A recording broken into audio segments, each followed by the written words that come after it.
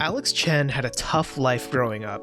She bounced between foster parents and orphanages, but she never found home. She's had a rotating door of psychiatrists check on her since she was a child, and she's always had a hard time controlling her emotions. But clearly, she's so much more than her racial identity. Her story brings her to wild places, and the game has a lot to say about the state of the world today. It sharply criticizes large corporations who put profit over life, and it paints a quaint picture of small-town Colorado, where queer relationships are the norm. It celebrates the warmth and kindness of found family, while championing the drive to chase ambitious dreams.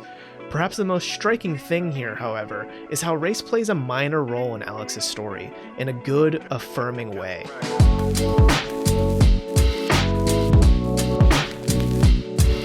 The American identity is complex when it comes to race. Apple pie and baseball earn their hallmark status when it comes to describing the national identity, but that certainly doesn't capture everything if you're half American. When you're Latino American or Asian American like myself, that modifier before American becomes a major focal point. What's easily forgotten, however, is that many of us were likely raised in or around the same American culture. Alex Chen stands as a perfect example of that. Her Asian heritage isn't hidden, but it also isn't a major part of her story. You see her childhood home in Life is Strange true colors, and many Asian Americans might see some things they can relate to, like Mom's sewing kit and the butter cookie tin. On the other hand, the plot isn't dictated by her racial identity. Alex never talks about her thoughts on Chinese culture, and her taste in music doesn't involve something like K-pop or J-rock.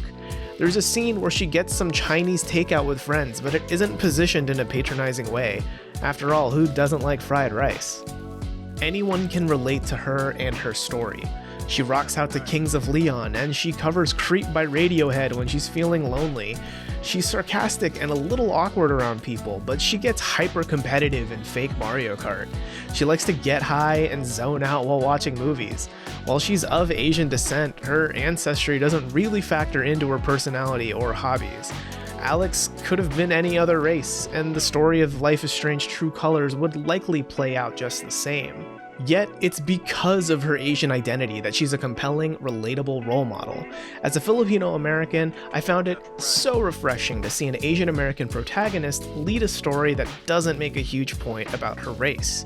Obviously, it's great to see more representation that digs into different heritages and cultures, like the recently released Shang-Chi and The Legend of the Ten Rings. On the other hand, it's also really nice to see representation for people of color living their everyday lives, like Alex. I certainly don't make every decision by thinking about my identity as a Filipino American, in the same way Alex doesn't make every one of her decisions by considering her ethnicity.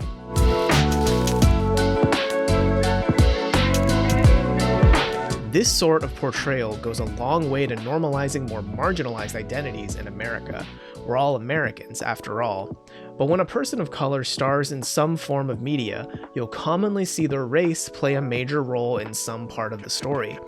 For example, in Life is Strange 2, Sean Diaz, a Latino American, gets assaulted and kidnapped by a racist gas station owner. While unsettling, it's important to show these moments because racism is a real and present problem in the world today.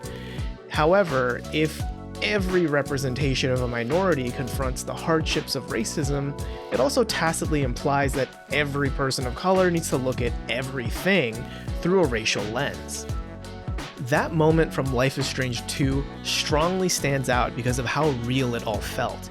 The franchise tends to portray a fairly grounded view of the world. It's not bombastic like Grand Theft Auto or larger than life like your favorite military shooter. Despite the superpowers, it's easy for the average person to relate to something in Life is Strange due to its slice-of-life nature. Because of that, it only makes that portrayal of racial violence all the more powerful and real. By that same reasoning, Alex's journey as a 21-year-old Asian American hits just as authentically. She goes through some crazy stuff in Haven Springs, but none of it has to do with the blood running through her veins. She's just a girl dealing with her problems who happens to be Asian. She holds her secrets close, she falls in love, she's got a mean anti-authoritarian streak, and she stands up for her beliefs. we can all relate to those virtues.